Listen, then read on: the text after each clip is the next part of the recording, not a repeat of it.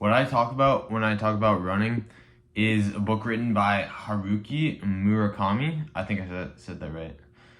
It's a fascinating book just because of how raw and honest and relatable it is to running. And I really share a lot of the life philosophies that he talks about. He's not like a professional runner by any means. He's just like your average like runner. He's not like that good. But he just talks from his first person perspective.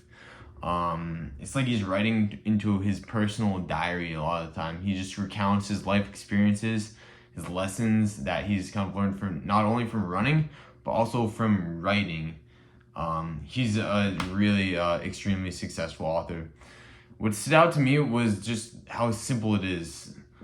There's not any mind-blowing stories or any like unbelievable experiences, but it's super realistic to what any normal person would feel like if they started to run. So anybody on the planet can feel the ways that Murakami describes. He writes about all the ups and downs that he faces, from injuries to bad races to becoming slower as he ages and gets older. And most of all, why he even runs at all. At the end of the story, for example, he talks about having really poor race results, even though he's giving it his all. It makes him have really negative feelings, and it raises that main question, the biggest question that any runner faces: why? Why do I run? Why do I torture myself every day? And he really interrogates this question right in the face.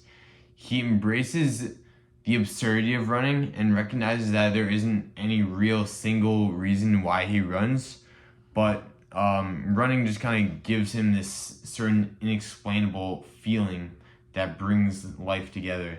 And despite having the negative results that he has, he still walks away from these races with this feeling of triumph that he just gives it his absolute best, a feeling that nothing else in the world can ever really replicate. He's not afraid to talk about all the difficulties that running brings. His ultramarathon experience left him feeling like a machine by the end, literally like a robot, stepping one foot over the other, forcing himself repeatedly in his head, do not stop running. He had one rule: to not stop running during the entire race. He describes just like not feeling pain anymore. He disassociates from his body. He just keeps moving and stops thinking about any kind of pain. So it all comes back to these extreme lows, but extreme highs.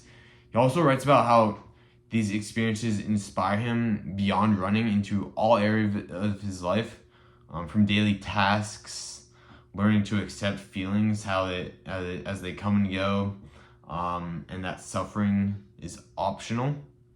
Running and writing really go hand in hand. With all the writing that I've done, I really agree. Just sitting down at your computer, trying to write is extremely hard, but running makes you more comfortable doing that. Murakami would write in half-hour to like full-hour spurts to write his novels, and these spurts kind of stack on top of each other to propel him to create these full novels. He does this just by sitting down at his desk, fully devoting himself to one task, just like you do when you're running. Focus is just one of the most important things to do while you're doing work or any kind of task, and running really builds that. He inspires me to journal in the same way that he writes. I'm not sure if you ever feel like when you sit down to journal, you can't come up with anything. You just stare right at the blank page. Murakami, he just writes about anything, the most random, ordinary things that he feels and senses, from the beautiful flowing river that he runs by, the clothes that he sees other people wearing, the feeling of his feet pounding on the ground, and this mental state of just blankness when he runs. Slowly, as he builds upon these ideas, it becomes more philosophical and he goes deeper. What he talks about to other people when he talks about running, and how he even like disassociates from his body a lot of the time, pushing himself to these extremes. So I kind of encourage you to try these tactics on your own when you journal. So write about anything that first pops into your mind, even if you think it's just so mundane, boring, and trivial. Whether it be the colors you see around you, or the feeling of hunger you have in your stomach, or how your ankles feel really sore. When you have a lot going on, your thoughts aren't always clear, but it doesn't really matter. Just write and trust this kind of process of writing, and it will come along as you go.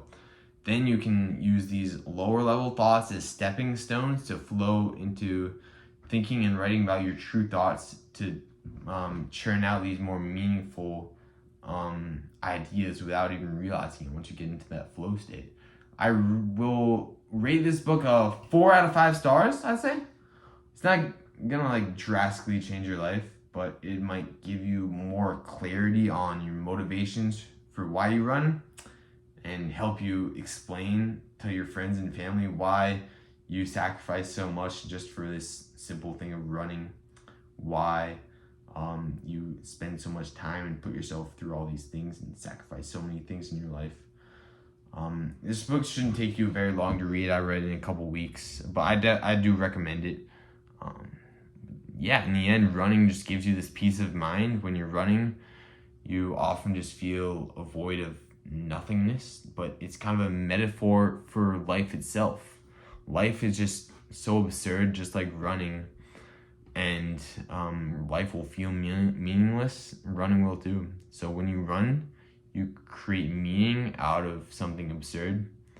So the next time you kind of contemplate how absurd life is, you can make it purposeful in your own way, just like you can with your running.